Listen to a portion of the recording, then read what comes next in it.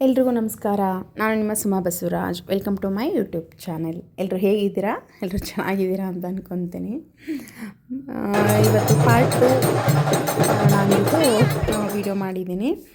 ಎಲ್ಲ ಎಡಿಟ್ ಮಾಡಿ ಹಾಕೋದು ಲೇಟ್ ಆಗ್ತಾಯಿದೆ. ಯಾರು ಬೇಜಾರು ಮಾಡ್ಕೋಬೇಡಿ, ಬೈಕೋಬೇಡಿ. ಇವಾಗೊಂದು ಹಾಕ್ತಾರೆ ಅಂತ ಹೇಳಿ ಸ್ವಲ್ಪ ಕೆಲಸಗಳಿರುತ್ತಲ್ವ, ಹಾಗಾಗಿ. ನಿನ್ನೆ ಬಂಡಿ ನೋಡಿದ್ರಿ, ಆಮೇಲೆ ದೇವರು ಬರೋದು ನೋಡಿದ್ರಿ. ಈಗ ದೇವ್ರು ಹೊತ್ಕೊಂಡು ಹೋಗ್ತಾ ಇದ್ದಾರೆ. ನಮ್ಮ ದೇವಸ್ಥಾನದಲ್ಲಿ ಯಜಮಾನ್ರುಗಳು ಅಂತಿದ್ದಾರೆ. ಅವರೆಲ್ಲ ಪೂಜೆ ಮಾಡಿದ್ಮೇಲೆ, ಗುಡಪ್ಪ ಅವ್ರಿಗೆಲ್ಲ ದೇವ್ರು ಬಂದಮೇಲೆ ಯಜಮಾನ್ರುಗಳು ಪೂಜೆ ಮಾಡ್ತಾರೆ. ಪಂಜು ಅಂತ ಹೇಳ್ತಾರಲ್ಲ, ಅದನ್ನು ಇಟ್ಕೊಂಡು ಅದೆಲ್ಲ ಮಾಡಿದ್ಮೇಲೆ ದೇವರು ಹೊರಡುತ್ತೆ. ನೋಡಿ, ಅಕ್ಕ ತಂಗಿಯರಿಬ್ಬರು ಜೊತೆಯಲ್ಲಿ ನಿಂತಿದ್ದಾರೆ. 2 ಕಣ್ಣು ಸಾಲಲ್ಲ, ಎಷ್ಟು ಚೆನ್ನಾಗಿದೆ. ನೀವೆಲ್ಲ ಬೇಜಾರು ಮಾಡ್ಕೋತೀರಾ ಅಂತ ಅನ್ಕೋತೀನಿ. ಏಕೆಂದರೆ ಯಾರು ಬೇಜಾರು ಮಾಡ್ಕೋಬೇಡಿ. ಯಾಕೆ ಅಂದರೆ ಇದು ನಮ್ಮನೆ ದೇವರಾಗಿರೋದ್ರಿಂದ ನಮಗೆ ಎಷ್ಟು ಸಾರಿ ಹೇಳಿದ್ರೂ ಬೇಜಾರಾಗಲ್ಲ, ಎಷ್ಟು ಸಾರಿ ನೋಡ್ತಾ ಇದ್ರೂ ಬೇಜಾರಾಗಲ್ಲ. ಹಾಗಾಗಿ ಸ್ವಲ್ಪ ಜಾಸ್ತಿನೇ ತೋರಿಸಿದ್ದೀನಿ, ಸ್ವಲ್ಪ ಜಾಸ್ತಿನೇ ಹೇಳಿದ್ದೀನಿ. ಯಾರು ಬೇಜಾರು ಮಾಡ್ಕೊಬೇಡಿ. ಇಲ್ಲಿ ಈರ್ ಮಕ್ಕಳು ನೋಡಿ ಎಷ್ಟು ಕುಣಿತಾ ಇದ್ದಾರೆ. ಈ ಥರ ಕುಣ್ಕೊಂಡು ತಮಟೆ ಬಾರಿಸ್ಕೊಂಡು ಪಟಾಕಿ ಸದ್ದನ್ನೆಲ್ಲ ಮಾಡಿಕೊಂಡು, ಅಂದರೆ ಎಷ್ಟು ಪಟಾಕಿ ಹೊಡಿತಾರೋ ಲೆಕ್ಕನೇ ಇಲ್ಲ. ಆ ಥರ ಎಲ್ಲ ಹೊಡ್ಕೊಂಡು ಅಮ್ಮನ್ನ ಕರ್ಕೊಂಡು ಹೋಗೋದು. ಆ ಥರ ಮಾಡಲಿಲ್ಲ ಅಂದರೆ ಬರೋದೇ ಇಲ್ಲ. ಈ ಕಡೆಯಿಂದ ಏನು ಈಡ್ಗಾಯಿಗಳನ್ನ ಹೊಡಿಯಲ್ಲ, ಆ ಕಡೆಯಿಂದ ಬರೋವಾಗ ಈಡ್ಗಾಯಿಗಳು ಅಜ್ಜೆಗೂ ಈಡ್ಗಾಯಿ ಹೊಡಿಬೇಕು. ಪಟಾಕಿಗಳು ಹೊಡೆದಿರೋದು 1,00,000 ಮೇಲೆ ಹೊಡೆದಿದ್ದಾರೆ. 1,00,000 ಮೇಲೆ ದುಡ್ಡಾಗಿದೆ. ಅಷ್ಟು ಖರ್ಚು ಮಾಡಿದ್ದಾರೆ ಬರೀ ಪಟಾಕಿಗೇ. ಅಷ್ಟು ಗ್ರ್ಯಾಂಡಾಗಿ ಮಾಡ್ತಾರೆ ನೋಡಿ. ಎಷ್ಟು 10:30-11 ಗಂಟೆ ಅಂದರೆ ಇಲ್ಲಿ ಕೆಳಗಡೆ ಕಾಲುವೆ ಇದೆ, ಅಲ್ಲಿಂದ ದೇವ್ರ ಮುಂದಕ್ಕೆ ಹೋದ್ಮೇಲೆ ಎಲ್ಲರೂ ಮನೆಗೆ ಹೋಗೋದು. ಅಲ್ಲಿ ದೇವ್ರ ಕಡೆಗೆ ಹೋಗೋರು ಮಾತ್ರ ಹೋಗೋದು ಜೊತೆಯಲ್ಲಿ.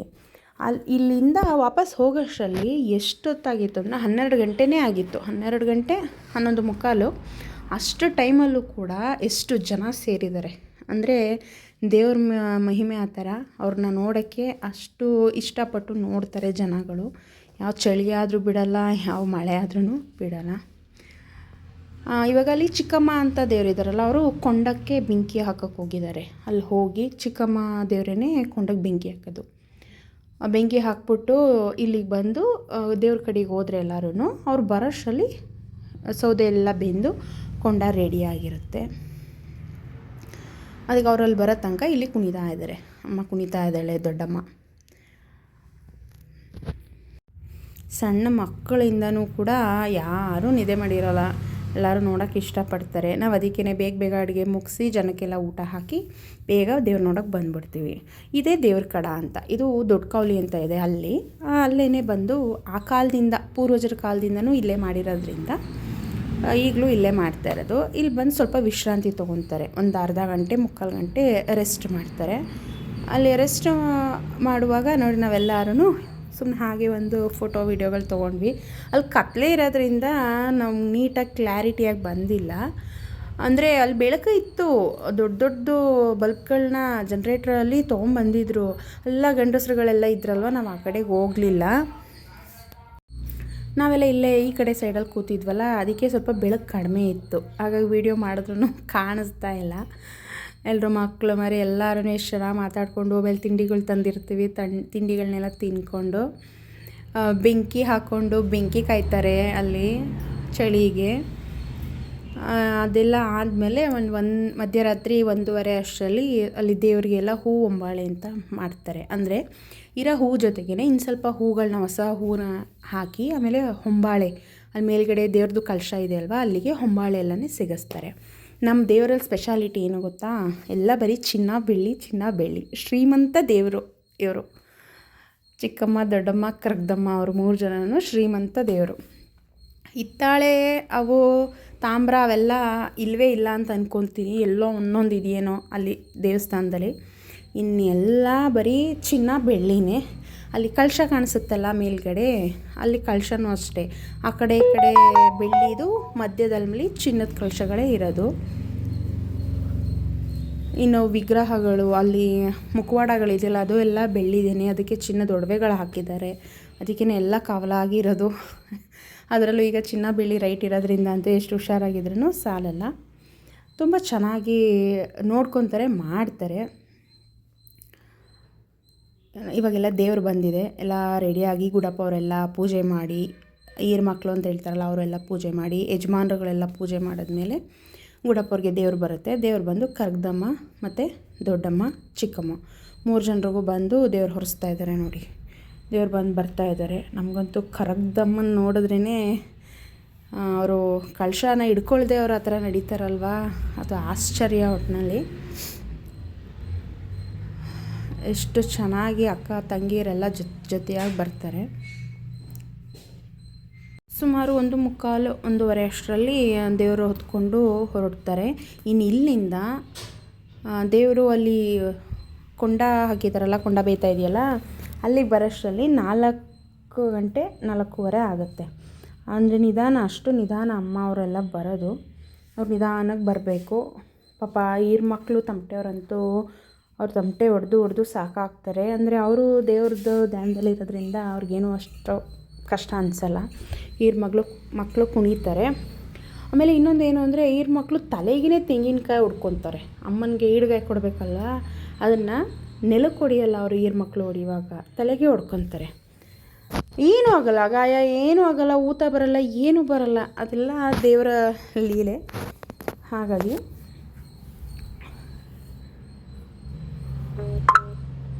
ಕುಣ್ಕೊಂಡು ಬಸವನಗುಡಿ ಹತ್ತ ಬರ್ತಾರೆ. ಬಸವನಗುಡಿನಲ್ಲಿ ಬಂದು ಒಂದು ಅರ್ಧ ಗಂಟೆ ರೆಸ್ಟ್ ಮಾಡಿ, ಆಮೇಲೆ ಮತ್ತೆ ಅಲ್ಲಿ ಬಸವೇಶ್ವರ ಸ್ವಾಮಿಗೆ ಎಲ್ಲ ಪೂಜೆ ಮಾಡಿ, ಮತ್ತೆ ಎಲ್ಲ ಹೂವಂಬಳೆ ಆಗಿರುತ್ತೆ.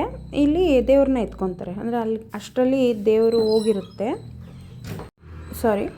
ಹೂವಂಬಳೆ ಆಗಿ ಕರೆಕ್ಟಾಗಿ ಒಂದು 5 ಗಂಟೆ 5:30 ಅಷ್ಟರಲ್ಲಿ ಕೊಂಡ ಹಾಯೋಕ್ಕೆ ರೆಡಿಯಾಗಿ ಬರ್ತಾರೆ. ಎಲ್ಲ ನೋಡಿ ಎಷ್ಟು ಚೆನ್ನಾಗಿ ಬರ್ತಾಯಿದ್ದಾರೆ. ಎಷ್ಟು ಜನ ಎಷ್ಟೇ ನಿದ್ದೆ ಮಾಡ್ತಾಯಿದ್ರು ಎದ್ದು ಬಿಡ್ತಾರೆ ಆ ಟೈಮ್ಗೆ. ಇನ್ನು ಕೆಲವರು ನಿದ್ದೆನೇ ಮಾಡಲ್ಲ, ಅಯ್ಯೋ ಮಲಗಿಬಿಡ್ತೀವೇನೋ, ದೇವ್ರು ನೋಡೋಕ್ಕಾಗಲ್ಲ, ಕೊಂಡ ನೋಡೋಕ್ಕಾಗಲ್ಲ ಅಂತ ಹೇಳಿ. ಇಲ್ಲಿ 3 ಜನ ಗುಡ್ಡಪ್ಪದಿರೂ ಹೊತ್ಕೊಂಡು ಸುತ್ತ ಫಸ್ಟು 3 ರೌಂಡ್ ಬರ್ತಾರೆ. ಕೊಂಡ ಸುತ್ತ 3 ರೌಂಡ್ ಬಂದು ಆಮೇಲೆ ಈ ಕರಗ್ದಮ್ಮ ಮತ್ತು ದೊಡ್ಡಮ್ಮನಿಗೆ ಮರಿ ಕುಯ್ಯಲ್ಲ. ಅವರು ವೆಜ್ ದೇವರು ಅವರು. ಈ ಚಿಕ್ಕಮ್ಮ ಅಂತ ಇದ್ದಾರಲ್ಲ ಅವ್ರು ಮಾತ್ರ ನಾನ್ ವೆಜ್, ಅವ್ರಿಗೆ ಮರಿ ಕುಯ್ಯೋದು. ಇವರು ಕೊಂಡ ಬೇಯಿಸೋರು, ಇವರೇ ಒಪ್ಕೊಂಡು ಕೊಂಡ ಬೇಯಿಸೋದು, ಅವ್ರು ಪೂಜೆ ಮಾಡಬೇಕು. ಅವ್ರು ಕೊಂಡ ಬೇಯಿಸೋರು ಎಷ್ಟು ಭಕ್ತಿಯಿಂದ ಎಷ್ಟು ನೀಟಾಗಿ ಕೊಂಡ ರೆಡಿ ಮಾಡಿ ಕೊಡ್ತಾರೋ ಅಷ್ಟೇ ಸರಾಗವಾಗಿ ಹಬ್ಬ ನಡೆಯುತ್ತೆ, ಏನೂ ತೊಂದರೆ ಇದೆ. ಅವರೆಲ್ಲ ಪೂಜೆ ಮಾಡಿದ್ಮೇಲೆ ಇವರು ಚಿಕ್ಕಮ್ಮನಿಗೆ ಮರಿ ಕೊಯ್ತಾರಲ್ವ, ಅದನ್ನು ದೊಡ್ಡಮ್ಮ ಕರಗ್ದಮ್ಮ ನೋಡಲ್ಲ. ಹಾಗಾಗಿ ಅವ್ರಿಗೆ ಅಲ್ಲಿ ತೆರೆ ಹಿಡ್ದಿರ್ತಾರೆ. ತೆರೆ ಹಿಡ್ದಿರೋದು ಅಂದರೆ ಪಂಚೆ ಹಿಡಿದು ಅಲ್ಲಿ ಹಿಂದೆ ಹಿಡ್ದಿರ್ತಾರೆ, ಕಾಣಿಸ್ಬಾರ್ದು ಅಂತ ಇಲ್ಲಿ ಮರಿ ಕೂಡಲೇ ಅವರು ಬರ್ತಾರೆ ದೇವ್ರನ್ನ ಹೊತ್ಕೊಂಡು. ಅದಾದಮೇಲೆ ಅಲ್ಲಿಂದ ಮತ್ತೆ ಸ್ಟಾರ್ಟ್ ಮಾಡಿದ್ರೆ ಇನ್ನು ಊರು ಎಂಟ್ರೆನ್ಸ್ಗೆ ಬರೋಷ್ಟರಲ್ಲಿ ಇಷ್ಟೊತ್ತು ಬೆಳಿಗ್ಗೆ ಒಂದು 6:30-7 ಗಂಟೆ ಆಗುತ್ತೆ. ಇಲ್ಲಿ ಬಂದು ಇಲ್ಲೆಲ್ಲ ನಾವೆಲ್ಲರೂ ಪೂಜೆ ಕೊಂಡು ರೆಡಿಯಾಗಿ ಇಟ್ಕೊಂಡಿರ್ತೀವಿ. ಅಂದರೆ ಅಲ್ಲಿಂದ ಬೇಗ ಬಂದು ಪೂಜೆ ಕೊಂಡು ಬರ್ತೀವಿ. ಇನ್ನು ಕೆಲವರು ಅಲ್ಲಿ ಬಂದಿರಲ್ಲ, ಪೂಜೆ ರೆಡಿ ಮಾಡ್ಕೊಂಡು ಎಲ್ಲರೂ ಪೂಜೆ ನಿಮಗೆ ದೇವರ ಎಲ್ಲರಿಗೂ ಪೂಜೆ ಮಾಡಿಸಿ ಆರತಿ ಮಾಡ್ತೀವಿ. ಇಲ್ಲಿಂದ ದೇವಸ್ಥಾನಕ್ಕೆ ಹೋಗಿ ದೇವ್ರನ್ನ ಇಳಿಸ್ತಾರೆ. ಅಲ್ಲಿಂದ ಬರೋಷ್ಟರಲ್ಲಿ ಅಷ್ಟೊತ್ತಾಗುತ್ತೆ. ಆಮೇಲೆ ಅಷ್ಟು ಈಡ್ಗಳನ್ನು ಹೊಡಿತಾರೆ. ಎಲ್ಲರೂ ಪೂಜೆ ಆಗಿತ್ತು, ಬನ್ನಿ ಒಂದು ಫೋಟೋ ತಗೊಳ್ಳೋಣ ಅಂತ ಹೇಳಿ ನಾನು ಎಲ್ಲರೂ ಕರೆದು ನನ್ನ ವೀಡಿಯೋಗಾಗುತ್ತೆ ಅಂತ ಹೇಳಿ ವೀಡಿಯೋ ಮಾಡ್ತಾಯಿದ್ದೆ. ನೋಡಿ ಎಲ್ಲರೂ ಹಿಂಗೆ ಪೂಜೆ ಇಟ್ಕೊಂಡಿದ್ದಾರೆ. ಅದೇ ನಾವು ಪೂಜೆ ಕೊಡೋ ಹಾಗಿಲ್ವಲ್ಲ, ಹಾಗಾಗಿ ನಾನು ಪೂಜೆ ತಂದಿಲ್ಲ. ಹಾಗಾಗಿ ನಾನೊಬ್ಳು ಮಿಸ್ಸು. ಅದಕ್ಕೆ ನಮ್ಮ ಅತ್ತೆಗೆ ರೇಗಿಸ್ಕೊಂಡು ನಾನೇ ಇಲ್ಲ ವೀಡಿಯೋನಲ್ಲಿ ಫೋಟೋನಲ್ಲಿ ಅಂದ್ಕೊಂಡು ನಾನು ಬಂದು ನಿಂತ್ಕೊತಾ ಇದ್ದೀನಿ. ಎಲ್ಲರೂ ಪೂಜೆ ಮಾಡಿಸ್ಕೊಂಡು ಮನೆಗೆ ಹೋಗಿ ಆಮೇಲೆ ಊಟ ಅನ್ನಪ್ರಸಾದ ಅಲ್ಲಿ ನಮ್ಮ ದೇವಸ್ಥಾನದಲ್ಲೇ ಚೌಲ್ಟ್ರಿ ಮಾಡ್ಕೊಂಡಿದ್ದೀವಿ. ಆ ಚೌಲ್ಟ್ರಿನಲ್ಲೇ ಟೇಬಲ್ ಸಿಸ್ಟಮು, ಅಲ್ಲಿ ಊಟ ಅಡುಗೆ ಮಾಡಿರ್ತಾರೆ. ಇಡೀ ಊರು ಜನಕ್ಕೇ ಊಟ, ಅನ್ನ ಸಾಂಬಾರು, ಒಂದು ಥರ ಪಲ್ಯ ಮಾಡಿ, ಪಾಯಸ ಬೂಂದಿ ಹಾಕೋದು. ಇಷ್ಟ ಆಗಿತ್ತು ನಮ್ಮ ಕೊಂಡ ಬಂಡಿ ಹಬ್ಬ. ಎಲ್ರಿಗೂ ಇಷ್ಟ ಆಗಿದೆ ಅಂತ ಅಂದ್ಕೊತೀನಿ. ಪ್ಲೀಸ್ ಇನ್ನು ಯಾರು ಸಬ್ಸ್ಕ್ರೈಬ್ ಮಾಡ್ಕೊಳ್ದೆ ವೀಡಿಯೋ ನೋಡ್ತಾ ಇದ್ದೀರಾ, ಸಬ್ಸ್ಕ್ರೈಬ್ ಮಾಡಿಕೊಂಡು ವೀಡಿಯೋ ನೋಡಿ. ಇಷ್ಟ ಆಗಿದ್ದರೆ ಲೈಕ್ ಮಾಡಿ, ಕಮೆಂಟ್ ಮಾಡಿ. ಹೋಗಿ ಬರಲಾ?